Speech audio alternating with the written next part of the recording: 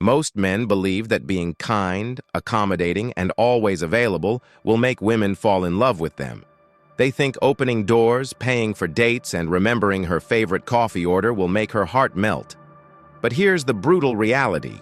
Women consistently choose men who don't do these things over the nice guys. Why? Because modern psychology and decades of research reveal a harsh truth about human attraction that most men never learn. Today, we're not just exposing this phenomenon, we're dissecting it with clinical precision. We'll examine groundbreaking studies from evolutionary psychologists, analyze real-world case studies of famous men who transformed their dating lives, and most importantly, reveal exactly how you can apply these findings to completely change how women perceive you. 1. The psychological reasons. Women reject nice guys. A. The boredom factor. Predictability kills attraction.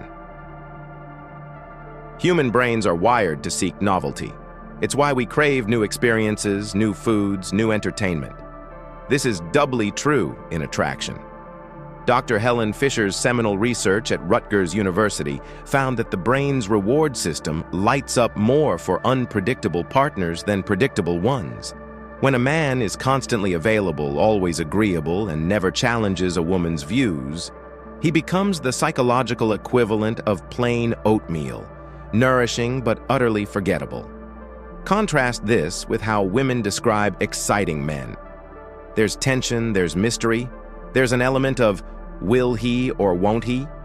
This doesn't mean you should be unreliable, but strategic unpredictability, occasionally being spontaneous, playfully disagreeing, maintaining your own schedule, triggers far more attraction than 24/7 availability. B. The nice guy isn't really nice, he's transactional.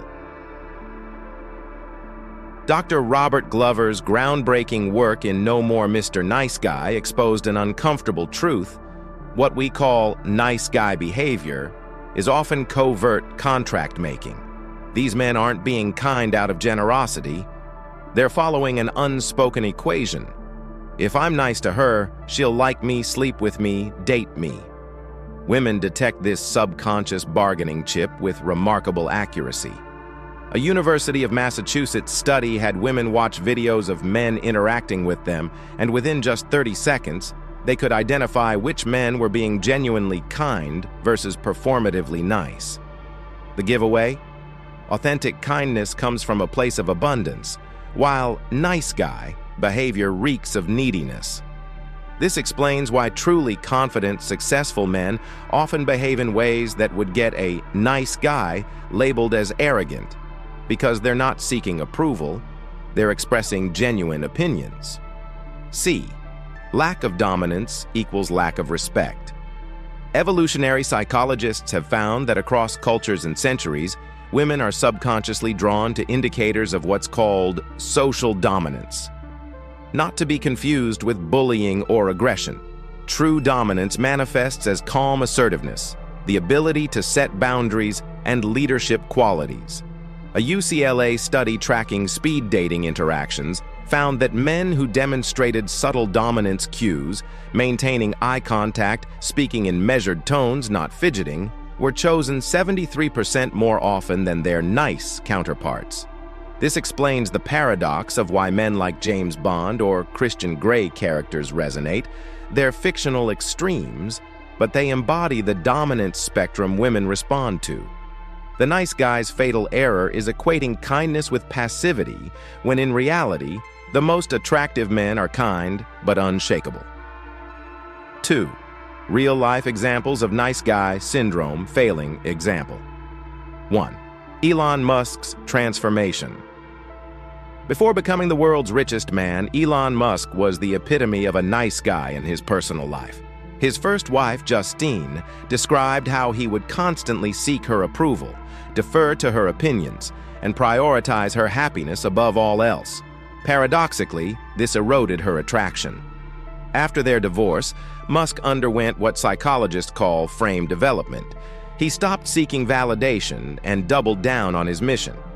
His subsequent relationships with talented, beautiful women weren't despite his intensity, but because of it. As he told Rolling Stone, "When I stopped trying to be what I thought women wanted and became uncompromisingly myself, everything changed." This mirrors findings in Dr. David Buss's research. Women are drawn to men with strong internal frames who don't shapeshift to please others. Example 2. The friend zone trap. Consider the case of Steve, a 28-year-old accountant who spent 2 years being the perfect nice guy to his co-worker Sarah. He brought her coffee every morning, listened to her dating problems, even helped her move apartments. When he finally confessed his feelings, she responded with the classic, "You're like a brother to me." Relationship experts call this the provider-lover dichotomy. Women instinctively categorize men as either providers, safe, non-sexual, or lovers, exciting, sexual. Nice guys unknowingly position themselves in the provider category through excessive helpfulness without creating sexual tension. Contrast this with Mark, who playfully teased Sarah, occasionally disagreed with her, and maintained his own social life. Within 3 dates, they were sleeping together. The difference wasn't looks or status, it was behavioral framing. 3. How to fix it. What to do. Instead, A. Be kind, but not a pushover. The sweet spot lies in what psychologists term conditional kindness, being generous from a place of abundance rather than obligation. Navy SEALs demonstrate this perfectly. They're famously courteous but will instantly shut down disrespect. Practice the 80-20 rule. Be warm 80% of the time, but 20% of the time, calmly enforce boundaries. If she flakes on plans, don't scold, but don't immediately reschedule. Let her feel the natural consequence. Studies in social dynamics show that men who master this balance are perceived as both kind and strong, triggering what's called the respect-attraction loop. B. Create tension, not comfort. Attraction thrives on what relationship experts call intermittent reinforcement, the same psychological principle that makes slot machines addictive. Instead of constant validation, employ strategic unpredictability. For example, if you normally text back quickly, occasionally take a few hours. If you usually compliment her, sometimes playfully challenge her instead. A Cambridge University study found that relationships with mild, positive tension last longer and have more passion than constantly comfortable ones. The key is maintaining a ratio of about 5 positive interactions to 1 challenging one. This creates emotional spikes without becoming antagonistic. C. Focus on your purpose. Neuroscience reveals that when a man is passionately pursuing a mission, his brain emits dominance pheromones that women subconsciously detect. Take inspiration from men like David Goggins. His extreme self-mastery makes him magnetic without trying. Start what psychologists call a growth stack. 1. Physical. Lift weights 3 times a week. 2.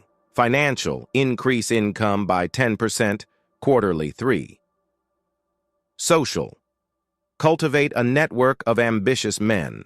As you build this triad, you'll naturally develop what researchers call passive attraction. Women will initiate because your lifestyle demonstrates high value. Remember, women don't want to be your purpose. They want to join you on your path to purpose. Final thoughts. The choice before you is stark. Continue following the failed nice guy playbook, watching women lose interest while less nice men succeed, or implement these scientifically validated strategies starting today. This isn't about manipulation. It's about understanding the unspoken rules of attraction that have governed human relationships for millennia. If you're ready to transform how women perceive you, I challenge you to take one action right now. First, drop a comment with your biggest takeaway. Second, share this with one friend who needs this wake-up call.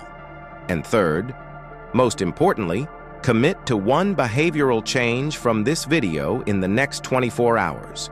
Your future self will thank you.